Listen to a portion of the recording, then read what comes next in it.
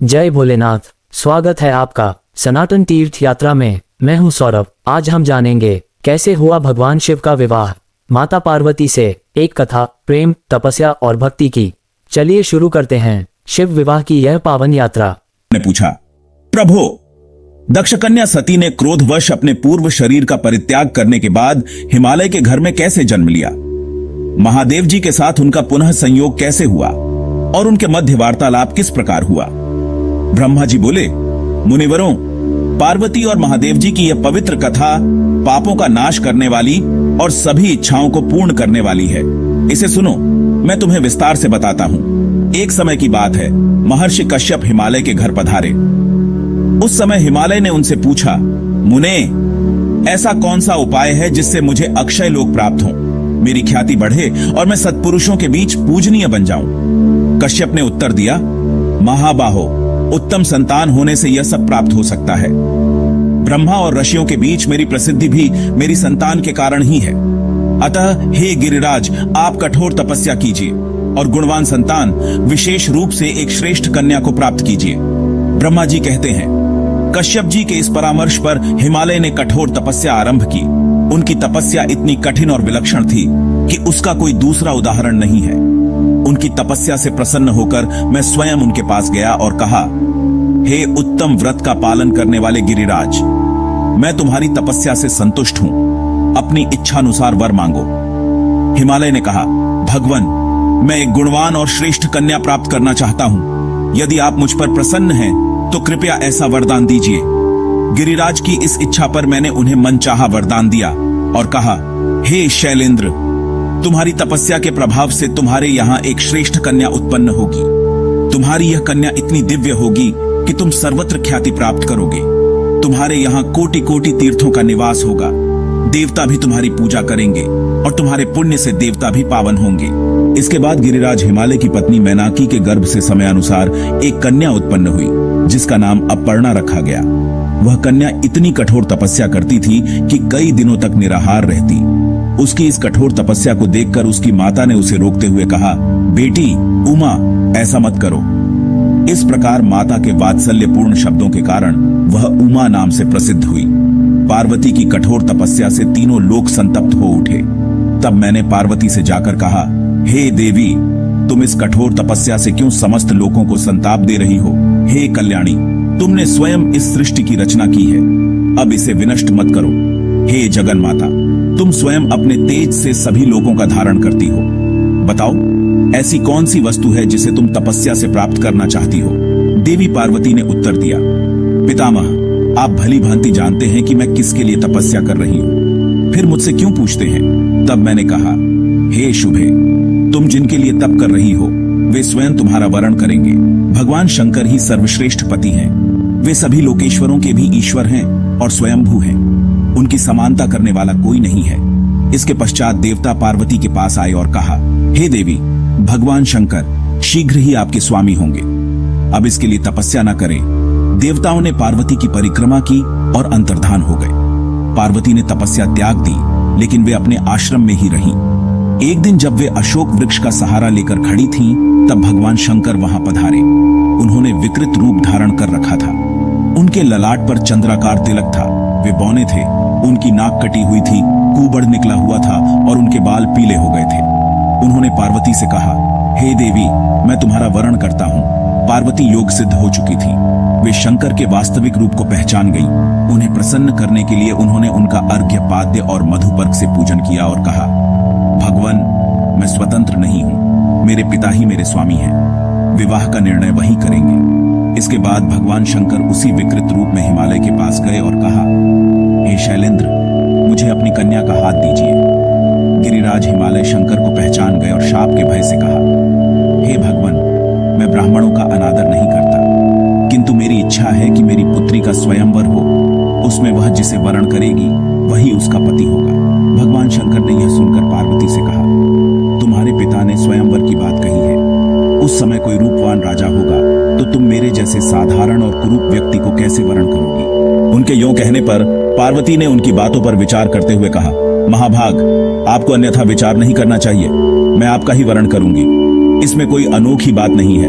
अथवा यदि आपको मुझ पर संदेह है तो मैं यहीं आपका वरण करती हूँ। यूं कहकर पार्वती ने अपने हाथों से अशोक का गुच्छा लेकर भगवान शंकर के कंधे पर रखा और कहा, देव, मैंने आपका वरण कर लिया।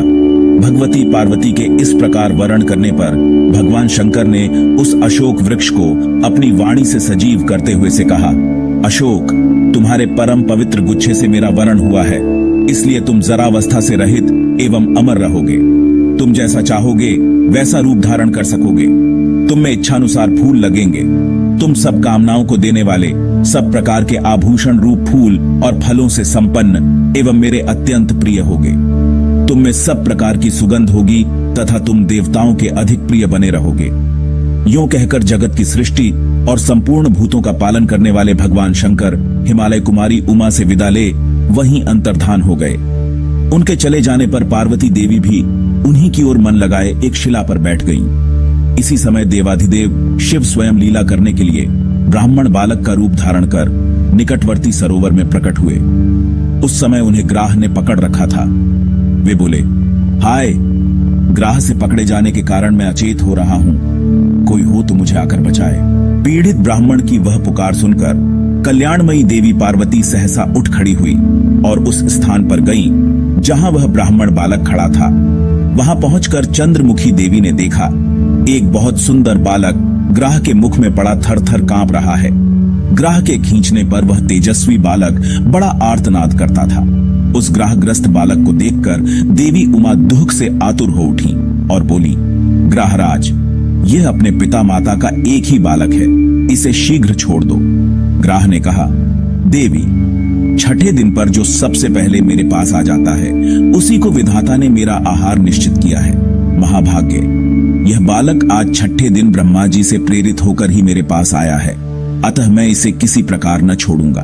देवी बोली, ग्राहराज, मैंने हिमालय के शिखर पर जो उत्तम तपस्या की है उसका पुण्य लेकर इस बालक को छोड़ दो, मैं तुम्हें नमस्कार करती हूं। ग्राह ने कहा, देवी, आपने थोड़ी या उत्तम जो कुछ भी तपस्या की है वह सब मुझे दे दें तो शीघ्र ही यह छुटकारा पा जाएगा।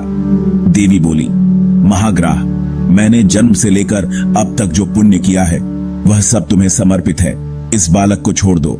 देवी के इतना कहते ही उनकी तपस्या से विभूषित हो वह ग्राह दोपहर के सूर्य की भांति तेज से प्रज्वलित हो उठा। उस समय उसकी ओर देखना कठिन हो रहा था। ग्राह ने संतुष्ट होकर विश्व को धारण करने वाली देवी से कहा, महाव्रते, तुमने यह क्या किया? भली भांति सोचकर देखो तो सही। तपस्या का उपार्जन बड़े कष्ट से होता है, अतः उसका परित्याग अच्छा नहीं माना गया है। तुम अपनी तपस्या ले लो, साथ ही इस बालक को भी मैं छोड़े देता हूं। देवी ने कहा, ग्राह, मुझे अपना शरीर देकर भी यत्नपूर्वक ब्राह्मण की रक्षा करनी चाहिए। तपस्या तो मैं फिर भी कर सकती हूं, किंतु यह ब्राह्मण पुनः नहीं मिल सकता। महाग्राह, मैंने भली भांति सोचकर तपस्या के द्वारा बालक को छुड़ाया है। तपस्या ब्राह्मणों से श्रेष्ठ नहीं है, मैं ब्राह्मणों को ही श्रेष्ठ मानती हूं। ग्राहराज, मैं तपस्या देकर फिर नहीं लूंगी। कोई मनुष्य भी अपनी दी हुई वस्तु को वापस नहीं लेता, अतः यह तपस्या तुम में ही सुशोभित हो। इस बालक को छोड़ दो। पार्वती के यों कहने पर सूर्य के समान प्रकाशित होने वाले ग्राह ने उनकी प्रशंसा की, उस बालक को छोड़ दिया और देवी को नमस्कार करके वहीं अंतर्धान हो गया। अपनी तपस्या की हानि समझकर पार्वती ने पुनः नियम पूर्वक तप का आरंभ किया।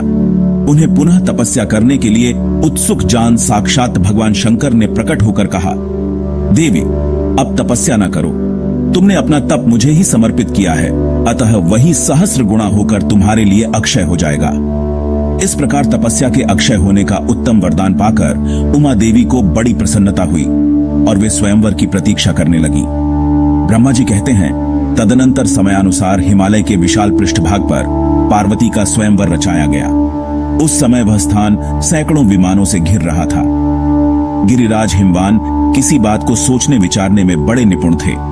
पुत्री ने देवाधिदेव महादेव जी के साथ जो मंत्रणा की थी वह उन्हें झांत हो गई थी, अतः उन्होंने सोचा, यदि मेरी कन्या संपूर्ण लोकों में निवास करने वाले देवता, दानव तथा सिद्धों के समक्ष महादेव जी का वरण करे तो वही वांछनीय पुण्य होगा, उसी में मेरा अभ्युदय निहित है। यूं विचार कर शैलराज ने मन ही मन महेश्वर का स्मरण करके रत्नों से मंडित प्रदेश में स्वयंवर रचाया। गिरिराज कुमारी के स्वयंवर की घोषणा होते ही संपूर्ण लोकों में निवास करने वाले देवता आदि सुंदर वेशभूषा धारण करके वहां आने लगे। हिमवान की सूचना पाकर मैं भी देवताओं के साथ वहां उपस्थित हुआ। मेरे साथ सिद्ध और योगी भी थे। इंद्र, विवस्वान, भग, कृतांत, यम, वायु, अग्नि, कुबेर, चंद्रमा, दोनों अश्विनी कुमार तथा अन्यान्य देवता, गंधर्व, यक्ष, नाग और किन्नर भी मनोहर वेश बनाए वहां आए थे। शचीपति इंद्र उस समाज में अधिक दर्शनीय जान पड़ते थे।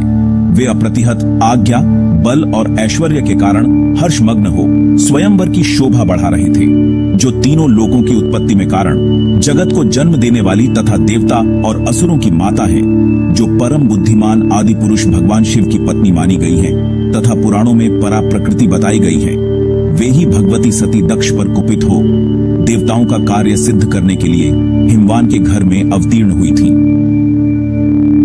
वे जिस विमान पर बैठी थीं, उसमें सुवर्ण और रत्न जड़े हुए थे। उनके दोनों ओर चैवर डुलाए जा रहे थे।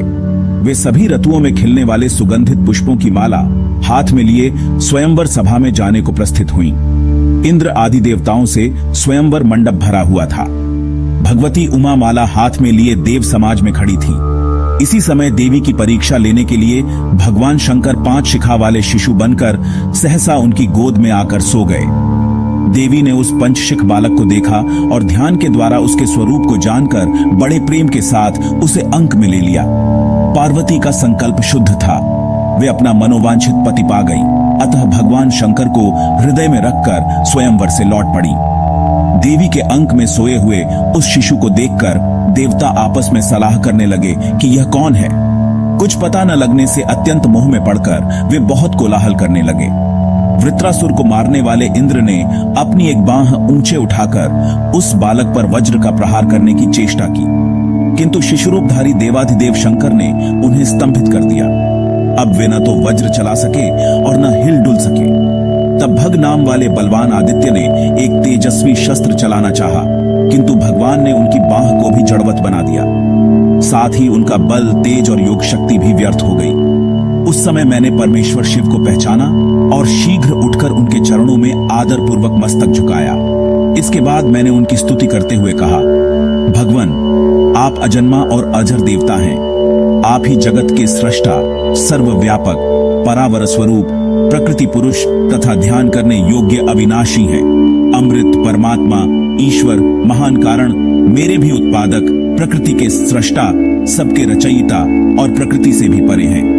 ये देवी पार्वती भी प्रकृति रूपा है, जो सदा ही आपके सृष्टि कार्य में सहायक होती है। ये प्रकृति देवी पत्नी रूप में प्रकट होकर जगत के कारणभूत आप परमेश्वर को प्राप्त हुई है।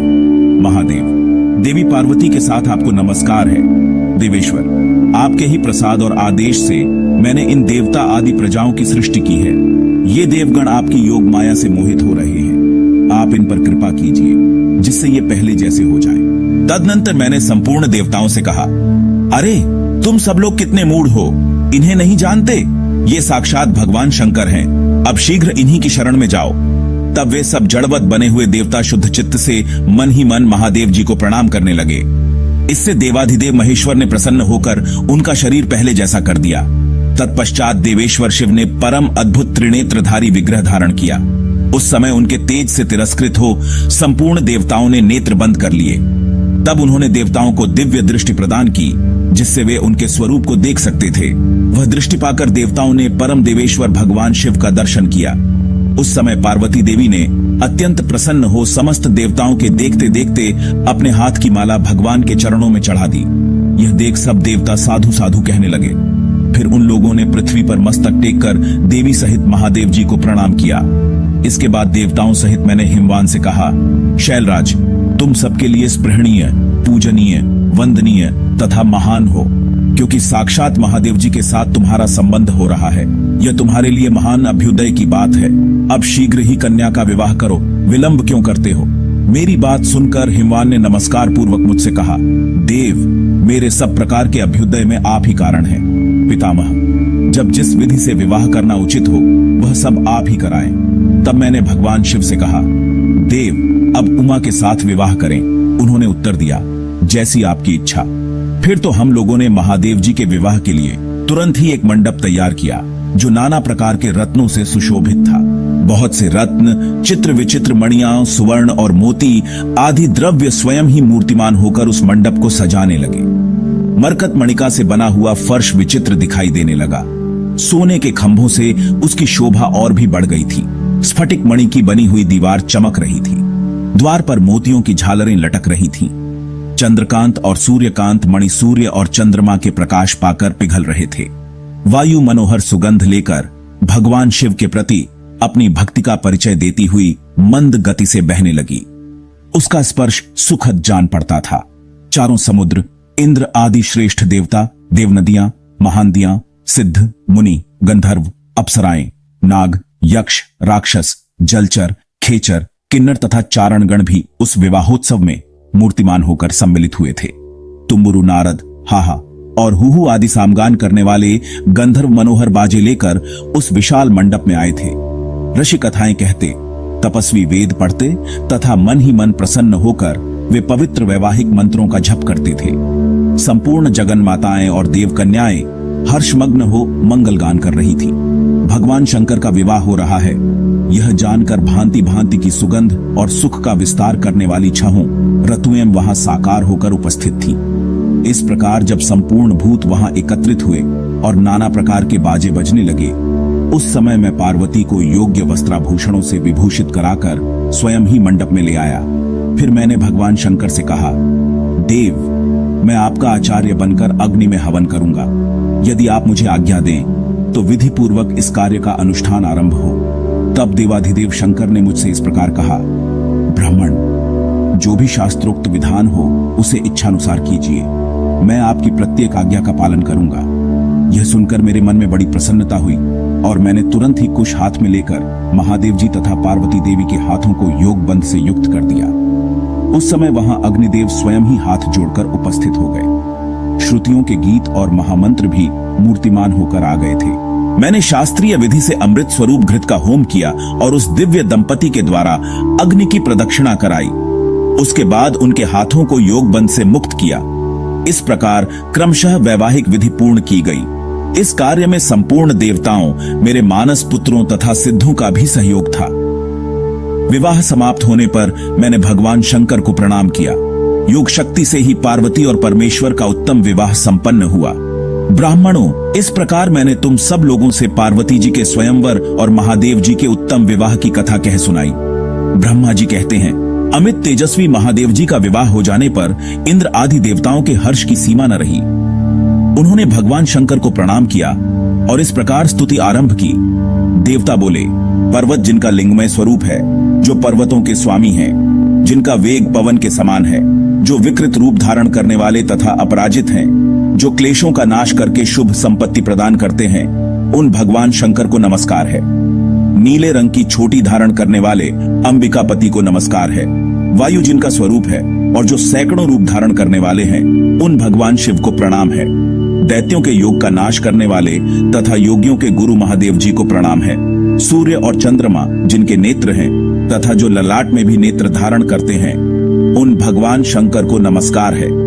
जो श्मशान में क्रीड़ा करते और वर देते हैं, जिनके 3 नेत्र हैं, उन देवेश्वर शिव को प्रणाम है।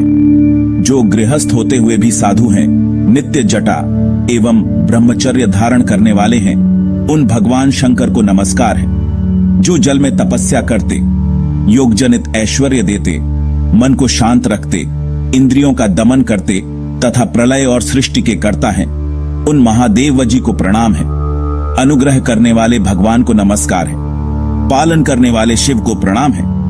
रुद्र, वसु, आदित्य और अश्विनी कुमारों के रूप में वर्तमान भगवान शंकर को नमस्कार है।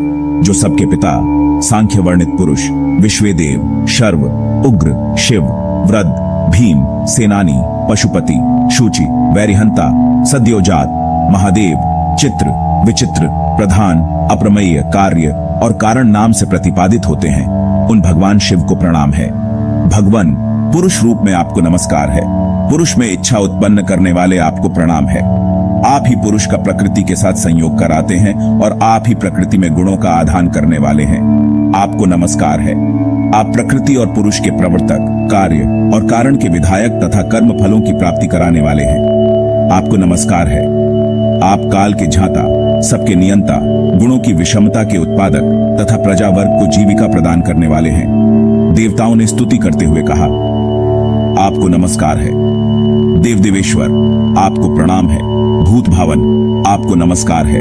कल्याणमय प्रभु, आप हमें दर्शन देने के लिए प्रसन्न मुख एवं सौम्य हो जाएं। इस प्रकार देवताओं के द्वारा अपनी स्तुति सुनकर संपूर्ण जगत के स्वामी भगवान उमापति ने कहा, देवताओं, मैं तुम्हें दर्शन देने को सदा ही प्रसन्न मुख और सौम्य हूं। तुम शीघ्र कोई वर मांगो, मैं निश्चय ही उसे दूंगा। देवता बोले, भगवान, यह वर आपके ही हाथ में रहे। जब आवश्यकता होगी तब हम मांग लेंगे। उस समय आप हमें मनोवांछित वर दीजिएगा। महादेव जी ने कहा, एवमस्तु। इसके बाद उन्होंने देवताओं और अन्य लोगों को विदा किया और स्वयं प्रमथगणों के साथ अपने धाम को चले गए। ब्राह्मणों, जो इस स्तोत्र का श्रवण या पाठ करता है वह संपूर्ण लोकों में जाने की शक्ति प्राप्त करता है और देवराज इंद्र की भांति देवताओं द्वारा पूजित होता है। अगर वीडियो पसंद आया हो तो लाइक करें, शेयर करें और चैनल को सब्सक्राइब करना न भूलें। आपका प्यार और समर्थन ही हमें आगे बढ़ने की ताकत देता है। मिलते हैं अगले वीडियो में, तब तक जय हिंद, वंदे मातरम।